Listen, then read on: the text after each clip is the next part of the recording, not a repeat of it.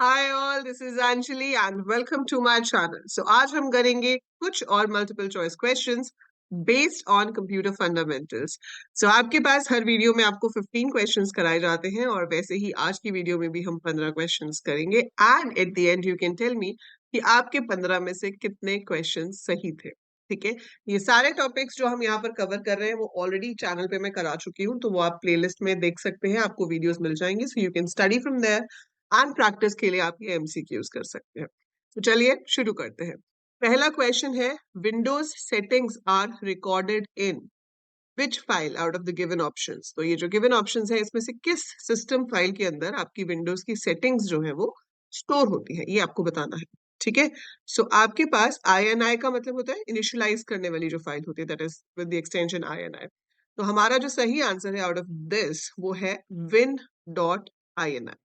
ठीक है, that's your option number B. So that is the file जिसके अंदर हमारी विंडोज की डिफॉल्ट सेटिंग्स स्टोर होती है। ठीक है, नेक्स्ट है, which network protocol is use to upload और डाउनलोड दी फाइल्स। सो कौन सा नेटवर्क प्रोटोकॉल हम यूज करते हैं फाइल्स को अपलोड या फिर डाउनलोड करने के लिए। So you have to tell me which network protocol we use for that. So out of the given protocols, so सही आंसर है option number A, that is FTP, File Transfer Protocol. So File Transfer Protocol is the correct answer for this question. Third question says, operating system is the most common type of dash software. So operating system किस category में आता है? Is it a communication software? Is it an application software? System software? या फिर ये एक word processing software है? So very clearly, operating system is a system software. So operating system आपके पूरे कंप्यूटर को मैनेज करता है, उसी से आपके सारे ऑपरेशंस होते हैं। सो हम इसको डिफाइन भी करते हैं as an interface between the computer hardware and the computer user. So user और हार्डवेयर के बीच की जो कड़ी है जो उसको आपस में जोड़ती है, जो आपके हार्डवेयर को यूज करती है आपके इंस्ट्रक्शन के हिसाब से, वो होता है ऑपरेटिंग सिस्टम। जैसे कि विंडोज, लिनक्स, यूनिक्स, ठीक है, ये आपके ऑपरेटिंग सिस्टम्स हो जाते हैं, iOS। Now, next question is the memory which is programmed at the time it is manufactured. So जब वो मैन्युफैक्चर होती है उसी टाइम पे वो प्रोग्राम कर दी जाती है, उसके बाद हम उसमें कोई चेंजेस नहीं कर सकते। कौन सी मेमोरी है out of the given options? सही आंसर है रोम, रीड ओनली मेमोरी। ये एक ही बार प्रोग्राम होती है at the time of manufacture, उसके बाद हम सिर्फ उसको यूज करते हैं। We can not modify it, हम इसको उसमें कोई चेंजेस नहीं कर सकते, इसीलिए इसको रीड ओनली मेमोरी कहते हैं कि उसमें से सिर्फ रीड हो सकता है, उसमें चेंज कुछ नहीं हो सकता। Then comes which memory is non volatile and may be written only once. ठीक है, सो नॉन वॉलेटाइल है लेकिन आप उसको एक बार राइट कर सकते हो। एक बार जो हम राइट कर सकते हैं, पहली बात तो रैम वॉलेटाइल होती है, मतलब जैसे ही पावर ऑफ डेटा गॉन। तो नॉन वॉलेटाइल कौन सी है? रोम। अब रोम इसमें 3 दी हुई है, तो इसमें से कौन सा वाला आंसर सही होगा? तो इसमें से जो आंसर सही है वो है P ROM, programmable read only memory. So ये सारी जो डिफरेंसेस है यहाँ रोम में वो क्या है? एक तो है रोम, रीड ओनली मेमोरी, जो कि मैन्युफैक्चर से प्रोग्राम होकर आती है, उसमें हम कुछ चेंज नहीं कर सकते। एक होती है प्रोग्रामेबल रीड ओनली मेमोरी, जो एक बार इरेज हो सकती है और फिर आप उसको प्रोग्राम कर सकते हो। ठीक है, EPROM, that is erasable programmable read only memory, इसको हम कितनी बार भी इरेज करके रीप्रोग्राम कर सकते हैं, बट इसमें यूवी रेज यूज होती हैं उसे इरेज करने के लिए। Then you have EEPROM, electrically erasable programmable read only memory, जो आज की डेट में यूज होती है। आपने कभी देखा होगा कि हम स्टार्टिंग में जब कंप्यूटर ऑन हो रहा होता है तो F11 या कोई की आती है कि इसको प्रेस करो तो आप सेटअप में एंटर कर सकते हो। व्हेन यू प्रेस दैट की and you enter that blue screen of setup, वहां पे जाकर आप चेंजेस कर सकते हो। वो जो चेंजेस हो रहे होते हैं वो रोम में हो रहे होते हैं। सो दैट इज EEPROM। पर इसका सही आंसर जो है वो है PROM, जो एक बार प्रोग्राम हो सकती है, that is programmable read only memory. Supercomputers are mainly useful for, these are the options, and very clearly इसमें से जो सही आंसर है वो है ऑप्शन नंबर ए, क्योंकि सुपर कंप्यूटर्स का मेन काम ही कैलकुलेशंस करना होता है। So they can do calculations at a very very very fast speed. So super computers बनाए ही इसलिए जाते हैं कि वो कैलकुलेशंस कम से कम टाइम में एंड मोस्ट रिलायबल तरीके से कर सकें। So option number A is the correct answer for this question. The operating system manages.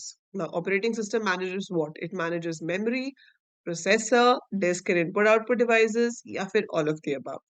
सो सही जवाब है ऑल ऑफ द अबव, क्योंकि ऑपरेटिंग सिस्टम पूरे सिस्टम को मैनेज करता है। It manages everything.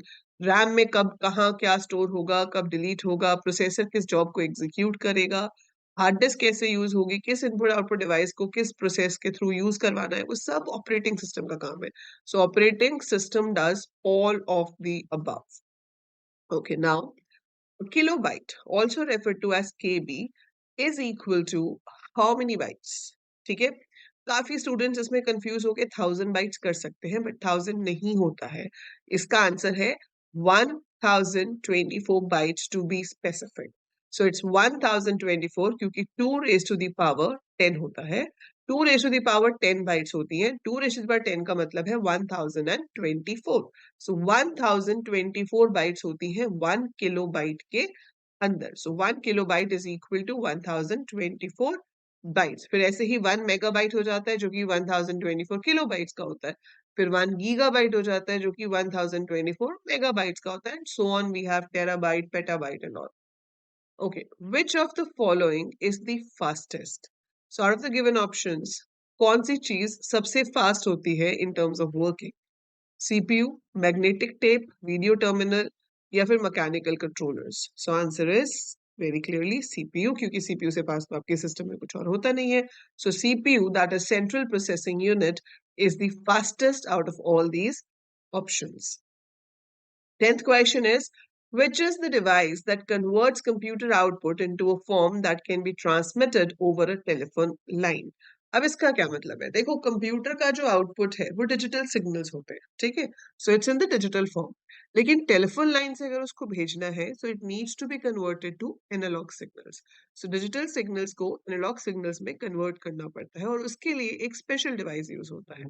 आपसे पूछा गया है कि वो डिवाइस कौन सा है, तो यहाँ पर आपका सही आंसर जो होगा वो होगा option number D, that is modem. So modem is the correct answer for question number 10। Modem की फुल फॉर्म होती है modulator demodulator. That is, modulation का मतलब है डिजिटल टू एनालॉग कन्वर्ट करना, डीमॉड्यूलेशन का मतलब है जब वापस डेटा आता है तो उसको टेलीफोन लाइन से कंप्यूटर में लेना है तो उसको डीमॉड्यूलेट करता है। So modem is the device which is used, and this is basically used when we use internet. पहले आपका इंटरनेट सिर्फ टेलीफोन लाइन से होता था, तब तो ये बहुत ही जरूरी डिवाइस था। अब तो हमारे पास फाइबर भी आ गया, so there it's not required, right, क्योंकि फाइबर में डिजिटल सिग्नल्स डायरेक्टली ट्रांसफर हो सकते हैं। ROM is needed for storing an initial program called dash. अब ROM में हम एक स्पेशल टाइप का प्रोग्राम स्टोर करते हैं जिसको हमें मॉडिफाई करने की जरूरत नहीं पड़ती। उसे क्या कहते हैं? What do we call it? तो उसका सही आंसर है bootstrap loader, option number D. Bootstrap loader क्यों कहते हैं इसको? बूटिंग का मतलब होता है starting up of the computer. So computer जब टर्न ऑन होता है, जब स्टार्ट होता है, उस प्रोसीजर को बूटिंग कहा जाता है। सो किस तरह से आपका सिस्टम ऑन होगा, कैसे आपका ऑपरेटिंग सिस्टम हार्ड डिस्क में से रैम में लोड होगा, कैसे सब कुछ इनिशियली ऑपरेट करना शुरू करेगा, वो इंस्ट्रक्शंस कहाँ पे होती है? रोम में। और उन इंस्ट्रक्शंस को कहा जाता है बूटस्ट्रैप लोडर, राइट। सो रोम क्या स्टोर करता है? Bootstrap loader. Another term for the main memory is dash. अगर मैं जनरली बोलूं कि भाई मेन मेमोरी में प्रॉब्लम है, तो मेन मेमोरी जनरली किस चीज को रेफर करती है? मेन मेमोरी रेफर करती है रैम को, रैंडम एक्सेस मेमोरी को, क्योंकि वहीं पे हम रीड और राइट ऑपरेशंस जनरली परफॉर्म करते हैं। रोम तो सिर्फ रीड ओनली है, और hard disk and floppy disk आपकी सेकेंडरी स्टोरेज या ऑक्सिलरी मेमोरी के अंदर है। EEPROM stands for, मैंने आपको बताया था अभी कुछ स्लाइड्स पहले कि EEPROM की फुल फॉर्म क्या होती है।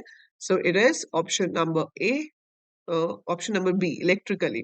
सो electrically erasable programmable read only memory. Option A में इलेक्ट्रॉनिकली लिखा है, so it's electrically erasable programmable read only memory. Option B is the correct answer. Okay, question number 14। Computer virus is a dash. So computer virus is a hardware, it's a software, it's a bacteria, or it's a freeware. It is a software. So एक software होता है जो आपके system को corrupt कर सकता है।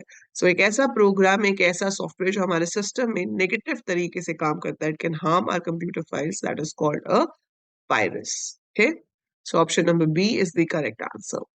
Last question for this video is, the most advanced form of ROM is, out of these all options ROM की सबसे एडवांस्ड फॉर्म क्या है? देखो रैम और कैश मेमोरी तो है ही नहीं, उसको तो निकाल ही दो, बचा क्या? PROM and EPROM. So electrically erasable programmable read-only memory is the latest type of ROM. So that is your correct answer for question number 15. So that is it about this video. ये तो थे आपके 15 question आज के.